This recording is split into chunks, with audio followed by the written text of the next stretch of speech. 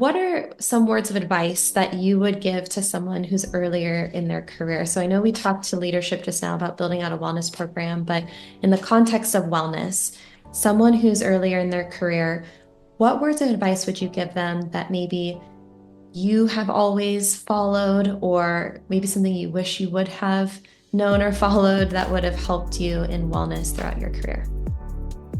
Yeah, so just, I'm fortunate to have been in this profession for 25 years, and I hope to be in it for several more, and make it to the end, God willing, and enjoy the fruits of my labor, so to speak, in a long retirement.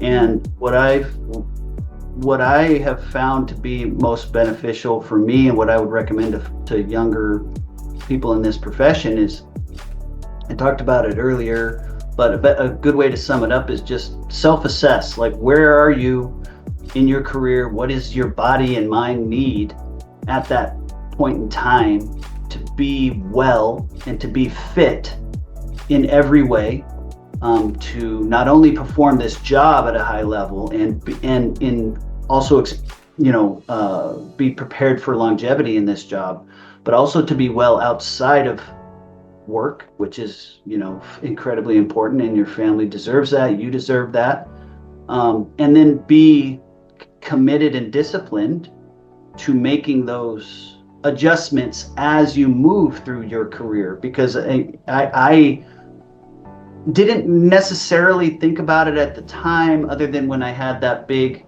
change in how I worked out after I went to the FBI National Academy. But other than that, I didn't necessarily think to myself like, oh, I'm at this point in my career, so I should be doing this, or I'm at this point and I should be doing that. And I was fortunate to have people around me who were leading and guiding me in the right ways. But always be willing to self-assess and evaluate where you are, what do you need. You know your body, you know how you're feeling. You know what you're experiencing in the field. If you're experiencing back pain, well, are you overweight? Should you be changing the way that you work out? Are you doing exercises that could potentially be counterproductive to what your body is feeling at that time? And if you don't know, there's plenty of information out there, on so many different social media channels about how to adjust workouts for different things that you're experiencing. I talk to our young people here at the department about stretching, and it was completely foreign to me when I was a young police officer, not necessarily something I even cared about or thought about. Yeah. But it is so important as you progress through this career, because you're aging, number one, but your body has also experienced the constant wear and tear of doing this job.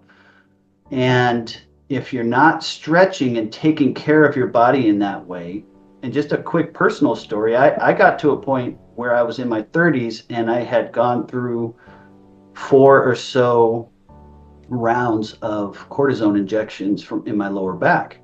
A lot of us are doing that type of stuff, and it was helpful for me. Everybody has different experience with it, but the injections really helped me. And this was over a course of 5+ years. So the injections actually, they worked and relieved a lot of pain for a significant period of time. But I wasn't stretching, and I wasn't working out in a way that was supporting my body in the ways that it needed to be supported.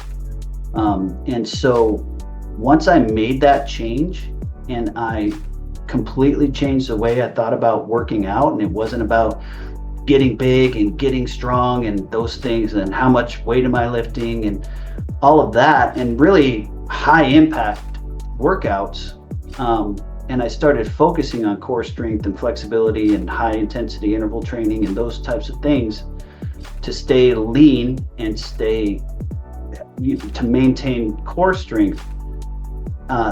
Since that change, I have had no more cortisone injections. I haven't needed them.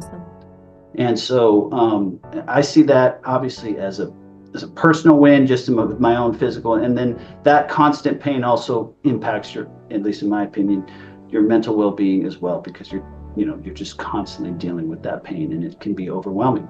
So, yeah, I think that's really the advice. Being flexible sometimes is not an easy thing to do, especially for me at least, and I think a lot of folks who are in this profession, but really doing your best to self-evaluate and try to understand and talk to the people in your organization who are doing it, who have been successful and who have had long careers, and then other folks like you, Paige, who are professionals in this arena, who really do so much for this profession. So I would like to just say thank you to you for everything that you do for law enforcement.